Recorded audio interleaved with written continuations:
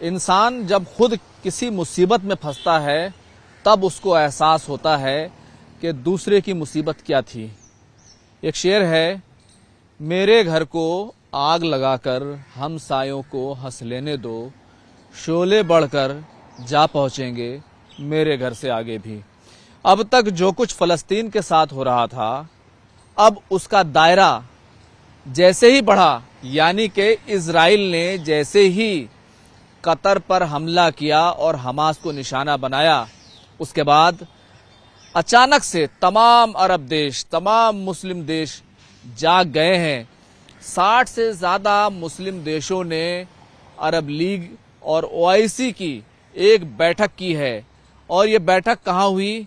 ये कतर में हुई है।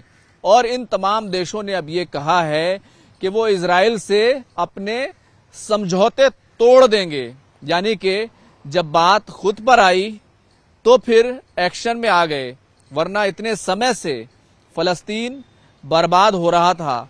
60,000 से ज्यादा लोग मारे जा चुके, औरतें बच्चे प्यास से भूख से बिलख रहे थे, लेकिन ये देश खामोश थे, सिर्फ बयान दे रहे थे। अब जैसे ही कतर पर हमला हुआ तो सबको लगने लगा कि अब हमारी बारी जो है वो आ गई है। और यही बात ईरान के जो प्रेसिडेंट हैं मसूद पेजेश्कियान, उन्होंने कहा कि सबका नंबर आएगा और जिस तरीके से कतर पर हमला हुआ है किसी पर भी हमला हो सकता है। रजब तैयब अर्दगान ये कहने लगे कि इजराइल तो दहशतगर्दी की तरह काम कर रहा है। मिस्र के जो प्रेसिडेंट हैं अब्दुल फत्ताह सीसी, वो ये कहने लगे अगर ऐसा हुआ तो हम तमाम समझौते तोड़ने पर मजबूर हो जाएंगे।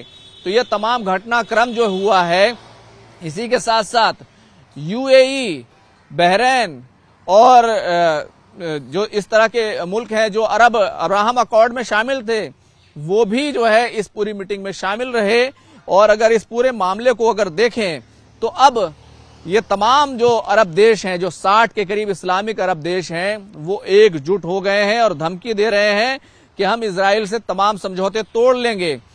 बल्कि अगर कतर की बात करें तो कतर ने ये कहा है कि जो इस मीटिंग में बातचीत हुई है और सबने इस पर बातचीत की है कि अब इस्लामिक देशों को ये देखना है कि वो इजराइल के खिलाफ क्या कर सकते हैं, वो कैसे फलस्तीन पर जो जुल्म कर रहा है इजराइल, उसको कैसे रोक सकते हैं, क्या एक्शन ले सकते हैं, क्या कानूनी मदद जो है वो कर सकते हैं। ये तमाम चीजें हैं जो अब सामने आ रही हैं। और एक बड़ा फैसला जो इन तमाम देशों ने किया है वो ये है कि अगर इजराइल नहीं मानता तो यूएन से, यानी कि संयुक्त राष्ट्र से, अक़वाम मुत्तहिदा से उसकी जो मेंबरशिप है उसको खत्म कराना है।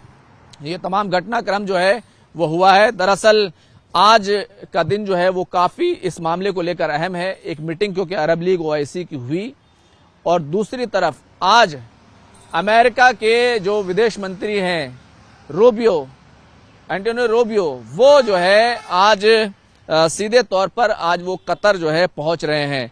और रूबियो वहां पर क्या करेंगे? रूबियो वहां पर जाएंगे और कतर में जाकर अमेरिका की तरफ से एक तरह का समर्थन, एक तरह की सपोर्ट दिखाएंगे कि कतर जो बातचीत करा रहा था सीज फायर के लिए, अमेरिका जो है वो कतर के साथ है।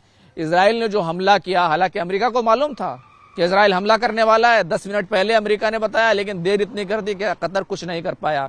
क्या खेल है! और इस खेल को ही देखिए कि अब जो विदेश मंत्री हैं अमेरिका के मार्को रूबियो, वो आज कतर पहुंचेंगे और कहेंगे कि हम कतर की जो सॉवरेनिटी है हम उसका समर्थन करते हैं और इजराइल इसका उल्लंघन नहीं कर सकता। हम इजराइल के इस मामले में खिलाफ है, हमने इजराइल से नाराजगी जताई है। और साथ ही साथ वो ये कहेंगे कि जो हमास के साथ जो बातचीत है, जो सीज फायर का जो मसला है, उसका समर्थन अमेरिका करता है और अमेरिका जो है के कहने पर कतर जो कर रहा है वो करता रहे।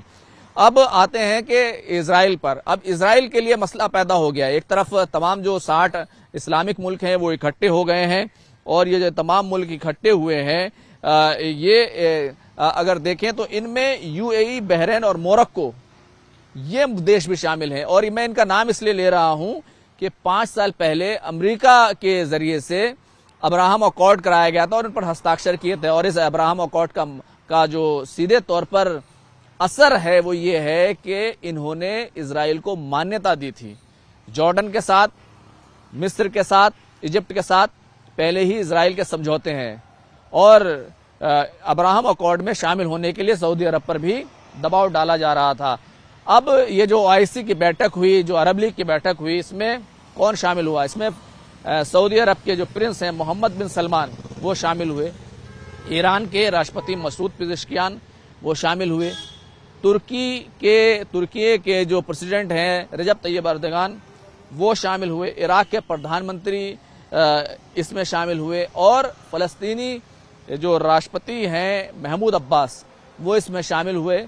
इजिप्ट के जो फौजी सरबराह हैं, जो वहाँ के प्रेसिडेंट हैं अब्दुल फत्ताह सीसी वो शामिल हुए। यूएई है और बहरीन है, ये कई मुल्क हैं जो अब्राहम अकॉर्ड में शामिल थे। इन्होंने अपने प्रतिनिधि वहां पर भेजे। लेकिन इस पूरे घटनाक्रम को आप देखिए कि एक तरफ 60 के करीब इस्लामिक मुल्क इकट्ठे हो गए हैं। और क्यों इकट्ठे हो गए हैं? क्योंकि अब इनको लग रहा है कि अब इनकी बारी है। इजराइल ने साफ कर दिया है कि फलस्तीन का स्टेट उसको मंजूर नहीं है, 1 इंच जमीन भी जो फलस्तीन को नहीं देगा। और इजराइल का प्लान है कि फलस्तीनियों को वहां से बाहर किया जाए। हालांकि अरब देश नहीं मानते हैं, अमेरिका पे भी दबाव डाला जा रहा है। उसके बाद जो राइट टू चॉइस की बात आती है, अमेरिका कहता है कि फलस्तीनियों को राइट टू चॉइस मिलना चाहिए, यानी कि वो इस इलाके में रहना चाहते हैं जिसमें इजराइल उन पर हमला कर रहा है, तबाह बर्बाद कर चुका है, या फिर वो कहीं और जाना चाहते हैं। तो इस तरह की बात आती है। लेकिन क्योंकि अब सीधे तौर पर इजराइल ने कतर पर हमला किया, दोहा पर हमला किया, तो अब ये सब इकट्ठे हो गए हैं। ये सब इकट्ठे होकर के क्या कह रहे हैं? हमारा नंबर आएगा, तुम्हारा नंबर आएगा। यानी कि वो आग जो फलस्तीन में लगी हुई थी वो अब इनको लग रहा है कि वो हमारे घरों तक, हमारी दहलीज तक पहुंच गई है। यही वजह है कि अब यूएन की मेंबरशिप की बात कर रहे हैं, इजराइल के खिलाफ एक्शन लेने की बात कर रहे हैं, कदम उठाने की बात कर रहे हैं, समझौता तोड़ने की बात कर रहे हैं, ये तमाम बातें कर रहे हैं। यही वजह है कि जो मैंने आपको शेर सुनाया था, मेरे घर को आग लगाकर हमसायों को हंस लेने दो, शोले बढ़कर जा पहुंचेंगे मेरे घर से आगे भी। आज यही शेर इन सब पर जो है पूरा उतरता है कि अब इनकी बारी आई है, तो ये कह रहे हैं कि हमें एक्शन लेना है। लेकिन इतने लंबे वक्त से 2023 से 7 अक्टूबर 2023 से जो फलस्तीन के खिलाफ जंग शुरू हुई थी, मलबे में बदल गया फलस्तीन। लेकिन इनकी आंखों में ना कोई शर्म थी, सिर्फ बयानबाजी कर रहे थे, कोई कदम नहीं उठाया और किसी तरीके से इजराइल पर कोई दबाव नहीं डाला। लेकिन अब अपनी बारी आई तो सब कुछ मीटिंग करके कहने लगे कि हम ये करेंगे और वो करेंगे। आपकी इस पूरी खबर पर क्या राय है? और न्यूज़ 18 इस तरह की खबरें आप तक पहुंचाता है, उसको लेकर आप क्या कहेंगे? क्या अरब देश बिल्कुल सही कर रहे हैं? क्या ये सही मौका है? क्या यूएन से यानी संयुक्त राष्ट्र से, अक़वाम मुत्तहिदा से इजराइल को बाहर कर देना चाहिए? क्योंकि इजराइल किसी तरीके से भी सीज फायर पर बात करने के लिए तैयार नहीं है। क्या फलस्तीनी स्टेट बन जाना चाहिए? आप तमाम लोग अपनी इस पर राय जरूर दीजिएगा। मैं हूं खुर्रम शहजाद और मेरे साथ थे मेरे कैमरामैन प्रकाश गुप्ता।